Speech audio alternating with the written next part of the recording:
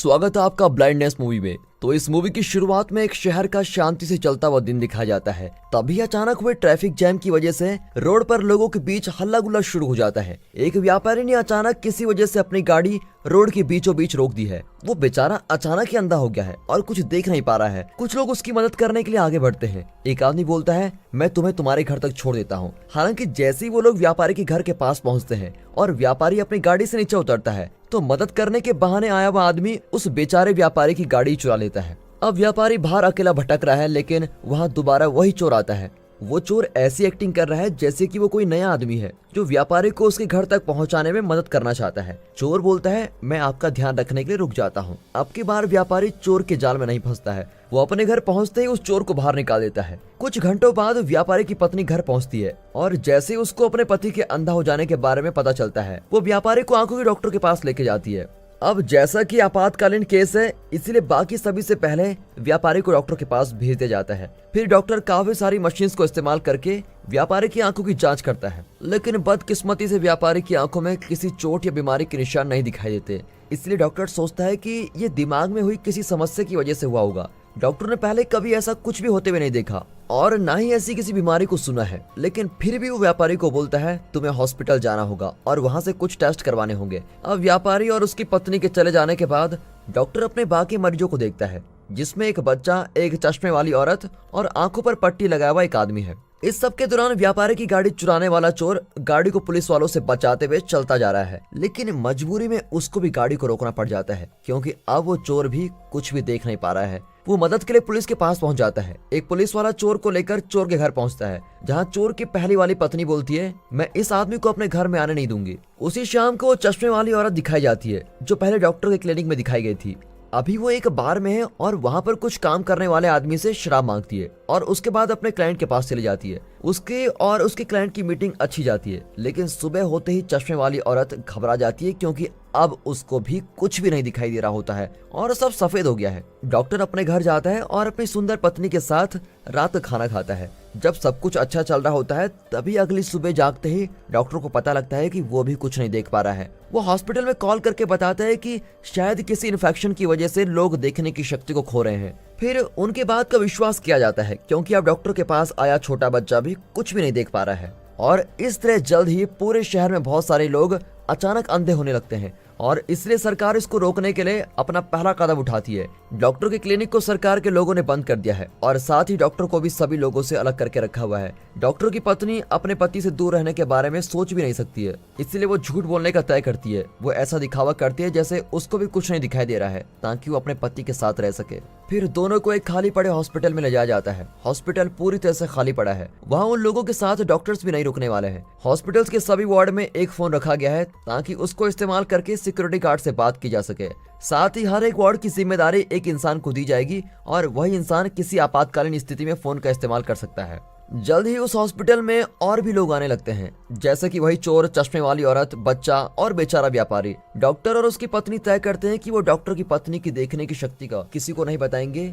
Doctor की पत्नी फिर सभी में ये बात फैला देती है कि जब से हम यहाँ पर आए हैं तब से मैंने इस जगह को अच्छे से समझ लिया है और सभी जगहों पर जाने के रास्ते को याद भी कर लिया है। ऐसा करने से वो सभी लोगों की मदद कर पा रही है, जैसे कि वो लोगों को बाथरूम तक पहुंचाने में मदद करती है। पहली बार कमरे से जाते हुए चोर चश्मे वाली औरत के पीछे पीछे चल रहा होता है और वो औरत को इधर उधर टच करने लगता है, जिसके जवाब में चश्मे वाली औरत चोर की टांगों पर लात मारती है और उस औरत की हिल की वजह से चोर को काफी गंभीर चोट भी आई होती है। इसलिए डॉक्टर और उसकी पत्नी मिलकर चोट को एक शर्ट से पट्टी कर देते हैं क्योंकि वहाँ इलाज करने के लिए कोई चीजें नहीं होती।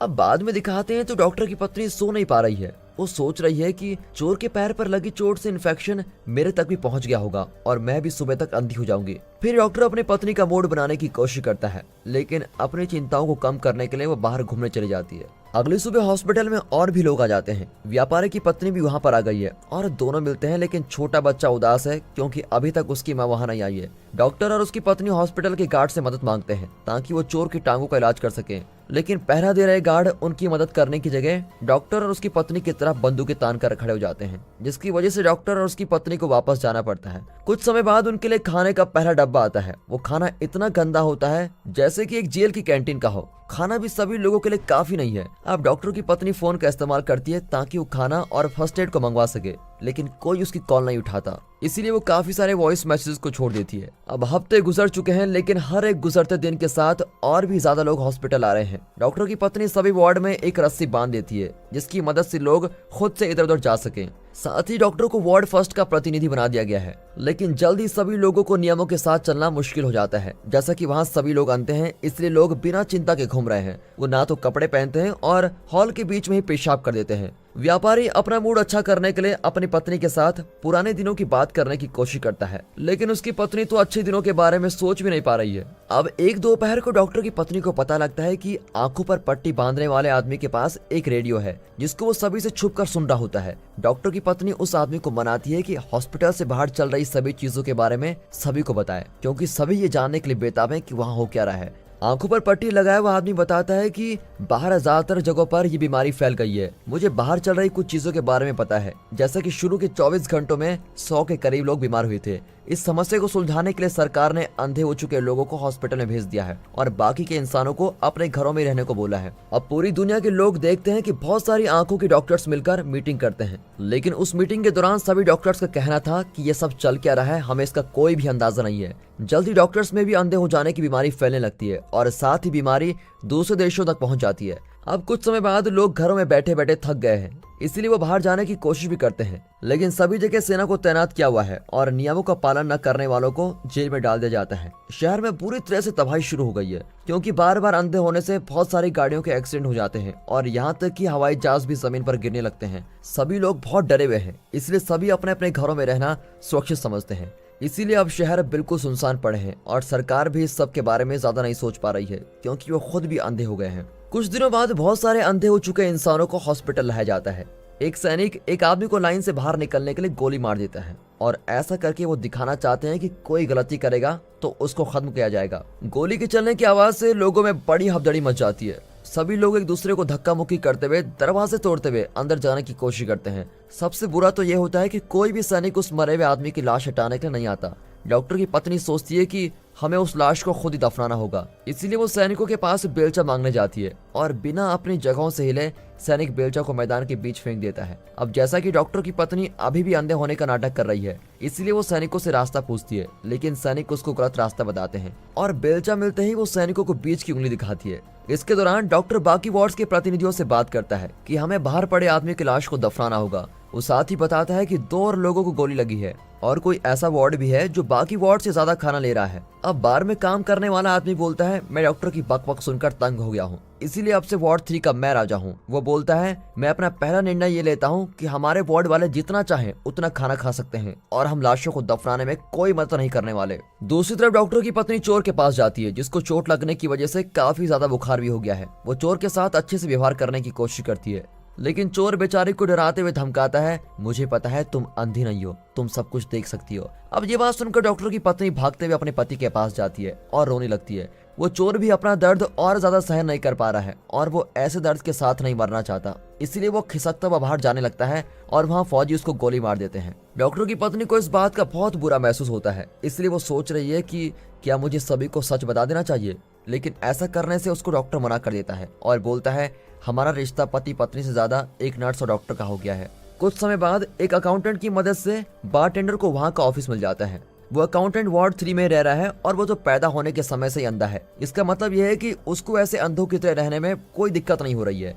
ऑफिस में रखे माइक और स्पीकर की मदद से बारटेंडर बोलता है, अब से मैं इस पूरे हॉस्पिटल का राजा हूँ और सब कुछ मेरे हिसाब से ही चलेगा। वो साथ ही बोलता है कि मैं यहाँ रहने का पहला नियम बताने जा रहा हूँ, खाने के लिए सभी को पैसे देने होंगे। इस नियम को सुन के कोई भी खुश नहीं होता और जल्दी वहाँ पर उथल पुथल मच जाती है। खाने को रखने वाली जगह पर बुरे हाल हैं, क्योंकि खाना पीने के लिए सभी लोग लड़ाई कर रहे हैं। तभी बारटेंडर अपना खुफिया दाव खेलता है। वो अपनी एक बंदूक बाहर निकालता है, जिसको वो चुपचाप हॉस्पिटल आते समय लेके आया था। वो गोली चलाता है और सभी लोगों को वापस उनकी जगहों पर भेजकर खाने वाले कमरे पर कब्जा कर लेता है। वो बोलता है, हम खाने वाले कमरे पर दिन रात नजर रखेंगे और अगर कोई भी हमारा खाना चुराने की कोशिश करेगा वो मेरी गोली का शिकार बन जाएगा। कुछ लोग इस बात को माना नहीं चाहते, लेकिन किसी ऐसे से दुश्मनी करना भी सही नहीं रहेगा जिसके पास एक खतरनाक हथियार हो। फिर डॉक्टर की पत्नी अपने वार्ड के लोगों से चीजें इकट्ठा कराना शुरू करती है। वो शादी की अंगूठियां, गहनों से लेकर लोगों की जेब में मिलने वाली सभी छोटी बड़ी चीजों को इकट्ठा करते हैं। हालांकि डॉक्टर की पत्नी को एक औरत के बैग से कैंची मिलती है और वो उसको अपने पास रख लेती है। छोटे बच्चे के पास देने के लिए कुछ भी नहीं होता, इसीलिए चश्मे वाली औरत उसकी मां बनने का तय करती है और वादा करती है कि अब से मैं इस छोटे बच्चे के पैसे दिया करूंगी। फिर खाने वाले कमरे में अकाउंटेंट अपने तजुर्बे का इस्तेमाल करते हुए खाने को छू रहा है और ऐसा करके वो अच्छे खाने और बुरे खाने को अलग कर रहा है। बारटेंडर ये नहीं देख रहा है कि किसका दिया सामान कितना महंगा है। वो सभी वार्ड को खाने के 2 डब्बे पकड़ाता है। जो उसके खिलाफ आवाज उठाएगा वो उसको धमका देता है। काफी सारे लोगों को तो एक इंसान का खाना बांटकर खाना पड़ रहा है। अब डॉक्टर अपने आप में ही रहने लगा है। उसको लग रहा है कि वो अपने वार्ड को संभाल नहीं पाएगा और असफल हो गया है। अब चश्मे वाली औरत डॉक्टर को अच्छा महसूस कराने के लिए उसके पास आती है और बोलती है, तुम एक बंदूक के खिलाफ कुछ नहीं कर सकते हो। अचानक दोनों के बीच नजदीकियां बढ़ जाती हैं और वो जमीन पर ही शुरू हो जाते हैं। जब उनका ये काम खत्म होने वाला होता है तभी डॉक्टर की पत्नी वहां आकर सब कुछ देख लेती है। अब बात को बड़ा बनाने की जगह वो चश्मे वाली औरत से बोलती है, मुझे सब कुछ दिखाई देता है लेकिन तुम इस बात को किसी को मत बताना। लेकिन वो साथ ही साथ बोलती है कि मेरे पति से दूर रहना। अब 1 हफ्ते बाद जब सामान और खाने के बदले किसी के पास देने के लिए कुछ नहीं बचा है, बारटेंडर बोलता है, हम लड़कियों और औरतों के साथ सोएंगे और उसके बदले में खाना देने को तैयार हैं। इस वजह से डॉक्टर की पत्नी बाहर जाती है और सिपाहियों से पूछती है, हमें बाकी का नया राशन कब दिया जाएगा। जबकि जवाब में बताया जाता है कि हमारे पास जितना भी राशन था हमने सब कुछ तुम्हें दे दिया है, अब तुम लोग उसको कैसे बांटोगे वो तुम खुद ही देखना। यहाँ वार्ड 1 में बात चल रही है कि उन्हें खाने के लिए अब क्या करना चाहिए। तभी डॉक्टर बीच में बोलता है, हम तय नहीं करेंगे कि कोई औरत बारटेंडर के पास जाएगी या नहीं। जो औरत जाना चाहती है वो खुद जा सकती है। इसके लिए कोई जोर जबरदस्ती नहीं की जाएगी और ना ही किसी औरत के बारे में गलत सोचा जाएगा, क्योंकि ये सब मजबूरी में किया जा रहा है। काफी देर सोचने के बाद एक औरत ऐसा करने के लिए तैयार हो जाती है। कुछ और औरतें भी मान जाती हैं, जैसे कि डॉक्टर की पत्नी और चश्मे वाली औरत। व्यापारी नहीं चाहता कि उसकी पत्नी ऐसा करे, लेकिन उसकी पत्नी बोलती है, जब सभी को मजबूरी में ये करना पड़ रहा है तो मुझे भी करना पड़ेगा। और ऐसा बोलकर वो चली जाती है। अकाउंटेंट औरतों को लेने आता है और उनको खाने वाले कमरे में लेकर जाता है, जहां उन औरतों को अपनी जिंदगी की सबसे बुरी रात देखनी पड़ती है। वो आदमी इतने दुष्ट और खतरनाक है कि उनमें से एक आदमी इतना बुरा करता है कि जिसकी वजह से एक औरत मारी जाती है। अगली सुबह डॉक्टर की पत्नी बाहर आती है और बोलती है, कोई अंदर जाओ और वहाँ से खाने के डिब्बे उठा लाओ। उसने ऐसा इसलिए बोला है क्योंकि वे सभी औरतें एक लाश को अपने साथ उठाकर ला रही हैं। वो उस औरत की साफ सफाई करके उसको अच्छा अलविदा करना चाहते हैं, क्योंकि वो उसका अधिकार रखती है। बाद में उस दिन अकाउंटेंट बाकी वार्ड में जाकर पूछता है, क्या कोई और औरत भी खाने के बदले हमारे साथ सोने को तैयार है। अकाउंटेंट तो कुछ ज्यादा ही हिम्मत वाला है, क्योंकि इतना सब होने के बाद भी वो वार्ड 1 में जाता है और औरतों के काम के लिए शाबाशी देता है। ऐसा लग रहा है जैसे कि उसको पता ही नहीं है कि पिछली रात के दौरान वार्ड 1 की एक औरत मर गई थी। इसलिए डॉक्टर की पत्नी ये बात अकाउंटेंट को बताती है और अकाउंटेंट ये बात सुनकर कुछ बोल नहीं पाता। और अब इन सभी मुसीबतों की वजह से डॉक्टर की पत्नी हार मान जाती है और वो अपने साथ कैंची लेकर खाने वाले कमरे में पहुंचती है।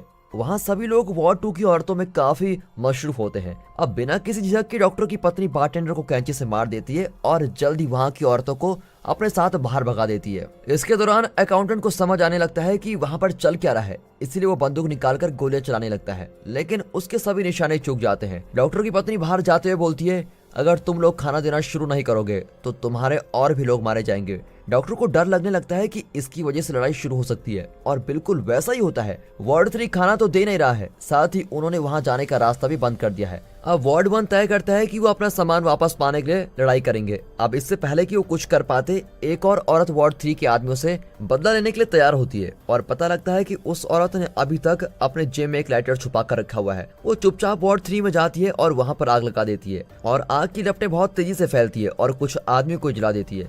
अब इससे पहले कि और नुकसान होता, डॉक्टर की पत्नी सभी लोगों को अपने पीछे पीछे बिल्डिंग से बाहर लेके जाती है। हैरानी की बात तो ये होती है कि उन लोगों पर कोई भी गोली नहीं चलाता। देखने पर पता लगता है कि वहाँ कोई सिपाही नहीं है और बाहर जाने के दरवाजों पर भी ताला नहीं लगा हुआ है, जिसका मतलब साफ है कि वो अब अपनी मर्जी से कहीं भी जा सकते हैं और पूरी तरह से आजाद है। डॉक्टर, उसकी पत्नी, छोटा बच्चा, चश्मे वाली औरत, आंखों पर पट्टी लगाए आदमी, व्यापारी और व्यापारी की पत्नी, ये सभी एक साथ रहने का तय करते हैं और शहर की तरफ जा रहे होते हैं। वहां पहुंचकर उनको पता लगता है कि सारा समाज तबाह हो गया है। पूरे शहर की हालत ऐसी लग रही है जैसे कि किसी बड़ी आपदा के बाद तबाह हो चुकी जमीन लगती है। कुछ लोग बचे हैं जो कि जिंदा रहने के लिए पूरी कोशिश कर रहे हैं। सिचुएशन तो ऐसी है कि अगर किसी को पता लग रहा है कि उस दूसरे बंदे के पास खाना है तो वो लड़ने को तैयार है, यहाँ तक कि कुछ लाशों को तो जानवर भी खा रहे हैं। अब डॉक्टर और उसकी पत्नी अपने साथियों को एक शराब के बार में छुपाकर चले जाते हैं और खुद दोनों पास वाली मार्केट में खाना ढूंढने जाते हैं। वहाँ पर बची कुछ चीजों पर लोग पागलों की तरह झपट्टा मारते हैं, लेकिन जैसा कि हमारे डॉक्टर साहब की पत्नी देख सकती है, उसको नीचे जाने का रास्ता मिलता है जहां कमरों में खाना संभाल कर रखा जाता है। अब दूसरी तरफ डॉक्टर कुछ कपड़ों को इकट्ठा करता है। कुछ बैग्स को खाने से भरने के बाद डॉक्टर की पत्नी बाहर जाने लगती है, लेकिन लोगों को बैग्स के रखे सामान की आवाज आ जाती है और इसीलिए उसका सामान चुराने के लिए लोग उस पर हमला कर देते हैं। लेकिन किस्मती से डॉक्टर ये सुन लेता है और अपनी पत्नी की मदद करने के लिए पहुंच जाता है। वो सभी लोगों को धकेलता है और खुद अपनी पत्नी और लोगों के बीच दीवार की तरह खड़ा हो जाता है। वो दोनों जल्दी बिल्डिंग से बाहर पहुंचते हैं। जैसे वो कुछ दूर पर पहुंचते हैं तो डॉक्टर की पत्नी अपने आप को संभालने के लिए थोड़ा समय लेती है और इसके दौरान ही डॉक्टर अपने इकट्ठा किए हुए कपड़े उठा लेता है। तभी एक प्यारा सा कुत्ता डॉक्टर की पत्नी के पास आता है और उसके साथ दोस्ती करने लगता है।